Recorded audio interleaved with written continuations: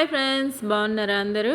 ఈరోజు మీకోసం నేను ఈ డిఫరెంట్ కర్రీ చూపిస్తున్నాను. డిఫరెంట్ అంటే డిఫరెంట్ ఏం కాదండి, మన దగ్గర వెజిటేబుల్స్ ఉన్నప్పుడు నేనైతే మా వారు ఫ్రెష్గా తెచ్చారని చెప్పి ఇలా అన్నీ కలిపి ఒక కర్రీ చేశాను. ఇది నార్మల్గానే చేశాను, మసాలా అయితే ఏమీ వేయలేదు, అయినా చాలా బాగుంది. మీరు ట్రై చేయండి. ఎగ్ ఇష్టం లేని వాళ్ళైతే వేసుకోకపోయినా ఇబ్బంది లేదు. ఇది వెజ్ కర్రీయే. దీనిలో ఇంగ్రీడియంట్స్ ఇప్పుడు క్లియర్గా మీకు చూపించి క్లారిటీగా చెప్తాను. వీడియోలో చూసి మీకు నచ్చితే ట్రై చేయండి. నా వీడియో నచ్చితే లైక్ చేయండి, యూస్ఫుల్గా ఉంటే షేర్ చేయండి. ఇదిగోండి, దోసకాయ, టొమాటో, క్యాప్సికమ్, బంగాళదుంప, ఒక్క ఉల్లిపాయ, ఇవన్నీ ఒక్కొక్కటిగా తీసుకున్నాను. వంకాయలు 2 అన్నమాట. దోసకాయ చిన్నది 1, క్యాప్సికమ్ 1, నెక్స్ట్ ఇంకా దాంట్లో వేసి టొమాటోస్ ఒక 3 అన్నమాట. మీడియం సైజ్వి సరిపోతాయి. నేను చెప్పినవి కరెక్ట్గా వేసుకోండి, మీకు సూపర్ హిట్గా వస్తుంది కర్రీ. ఇంకా స్టవ్ మీద గిన్నె పెట్టేసుకొని మన కర్రీ కోసము ఆయిల్ ఒక 4 స్పూన్స్ వేసుకున్నాను. ఇంకా వేసేసుకొని హై ఫ్లేమ్లోనే పెట్టుకోండి. తాలింపు గింజలు, జీలకర్ర ఒక 1 స్పూన్ వేసేసుకోండి. ఎప్పుడు ఒకేలా తిన్న ఫీలింగ్ లేకుండా ఫ్రెష్గా ఉన్న వెజిటేబుల్స్ ఇలా అన్నీ, నాకు తెలిసి చాలామంది ఇలా అన్నీ కలిపి వండుకొని తింటూనే ఉంటారు. నేను కూడా ఒకసారి ట్రై చేశాను. ఇంకా చాలా వెజిటేబుల్స్ వేసి కలగూర వంటగాని ఏదో చేస్తారనమాట, నాకైతే ఐడియా లేదు. నేనైతే ఇలా ట్రై చేసుకున్నాను నా దగ్గర ఉన్న వెజిటేబుల్స్ తోటి. అప్పుడప్పుడు ఇలా తింటూ ఉండాలి, మనకి అన్నీ తిన్న ఫీలింగ్ ఉంటుంది, కొత్త కర్రీ తిన్న ఫీలింగ్ కూడా ఉంటుంది. ఉల్లిపాయలు కూడా వేసేసుకొని, ఉల్లిపాయలు పొడవుగా కట్ చేసుకోండి, అప్పుడు చాలా బాగా ఫ్రై అయిపోతాయి, బాగుంటుంది తినేటప్పుడు. కరివేపాకు 2 రెమ్మలు. ఇదిగోండి, ఇలా ఫ్రై అయిన తర్వాత మరీ డీప్గా ఫ్రై అవ్వనవసరం లేదు. మనం కట్ చేసి పెట్టుకున్న వెజిటేబుల్స్లో ముందుగా అయితే దోసకాయ, బంగాళదుంప వేసుకుంటున్నాను. ఎందుకంటే ఇవి ఉడకడానికి కొద్దిగా టైం పడుతుంది కాబట్టి ముందుగా ఆ 2 వెజిటేబుల్స్ వేసుకొని ఒక 10 మినిట్స్ లో ఫ్లేమ్లో మగ్గించుకుందాము. ఈజీగానే మగ్గిపోతాయి. అవి కాస్త మగ్గిన తర్వాత మిగిలిన ఇంగ్రీడియంట్స్ మనకి క్యాప్సికమ్, టొమాటో, వంకాయ, ఈ 3 ఈజీగానే మగ్గిపోతాయి. వంకాయ కూడా లేతగా ఉంది కాబట్టి మనకి టైం ఎక్కువ పట్టదు. ముందే వేసామంటే ఈ ఇంగ్రీడియంట్స్ పేస్ట్ లాగా అయిపోతాయి అన్నమాట. అందుకని ఇవి మగ్గిన తర్వాత వేసుకుందాము. ఇదిగోండి, బంగాళదుంప, దోసకాయ మగ్గాయి. ఈ టైంలో టొమాటో, పచ్చిమిర్చి, క్యాప్సికమ్, వంకాయ కూడా వేసేసుకుంటున్నాను.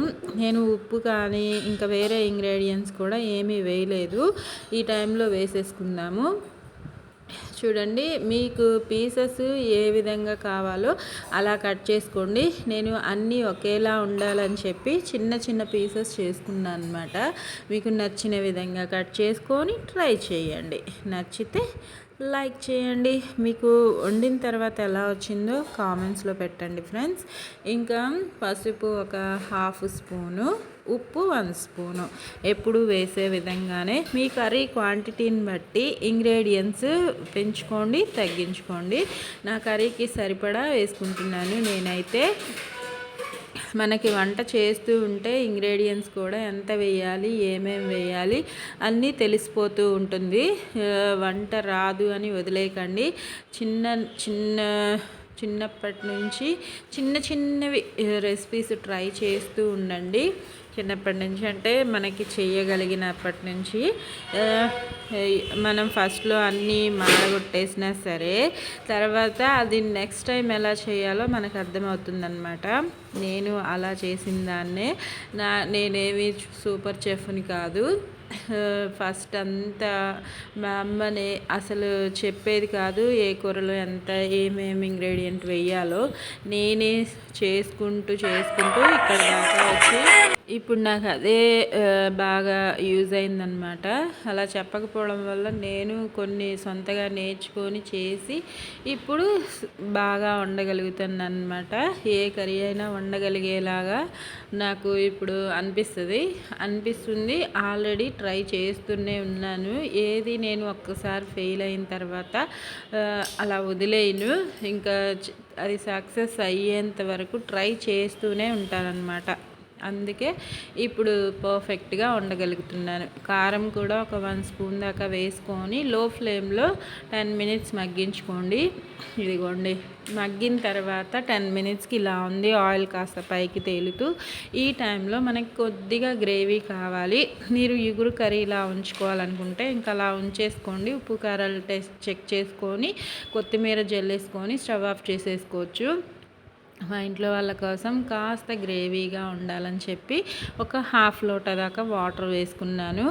ఇంకా వేసుకొని ఈ టైంలో ముక్క ఎక్కడైనా ఉడకకపోయినా చక్కగా కుక్ అయిపోతుంది. లో ఫ్లేమ్లో చక్కగా లో టు మీడియంలో పెట్టేసుకొని వాటర్ దగ్గర పడేంతసేపు ఉడికించుకోవాలి. ఎగ్స్ మీకు నచ్చితే వేసుకోండి. నేను ఎగ్స్ ఉడికించి పెట్టుకొని వేసుకుంటున్నాను. మీకు నచ్చకపోతే స్కిప్ చేయొచ్చు, ఇబ్బంది ఏం లేదు. ఎగ్స్ ఈ కర్రీలో ఎగ్ ఉంటే బాగుంటుందన్న ఫీలింగ్తో వేసుకుంటున్నాను. ఇంకా వాటర్ దగ్గర పడిన తర్వాత ఎగ్స్ కూడా వేసుకొని ఇంకా కొత్తిమీర కరివేపాకుతో అదే లాస్ట్లో వేసుకుంటే ఫ్లేవర్స్ బాగుంటాయి కదా. వేసేసుకొని వేడి వేడి అన్నంతో సర్వ్ చేసుకోండి. సూపర్ హిట్గా ఉంటుంది. మనం కొత్తిమీర వేసే టైం వచ్చేసింది కదా. వేసేసుకొని 2 మినిట్స్ ఉంచుకొని స్టవ్ ఆఫ్ చేసేసుకోండి. సూపర్ హిట్గా రెడీ అయిపోయినట్టే మన కర్రీ అయితే. ఇంకా వేడి వేడి అన్నంతో సర్వ్ చేయండి. ఎప్పుడు చెప్పే విషయమే, ఏ కర్రీ అయినా సరే ఆరోగ్యంగా తినండి, సంతోషంగా ఉండండి. చూడండి, దగ్గర నుంచి నా కర్రీ అయితే బాగుంది కదా. మీకు నచ్చిందా? తినాలనుందా? అయితే త్వరగా చేసుకొని తిని ఎలా వచ్చిందో కామెంట్స్లో పెట్టండి. నా వీడియోస్ వంటలు నచ్చితే సపోర్ట్ చేస్తూ సబ్స్క్రైబ్ చేసుకోండి. ఓకేనా? Bye friends.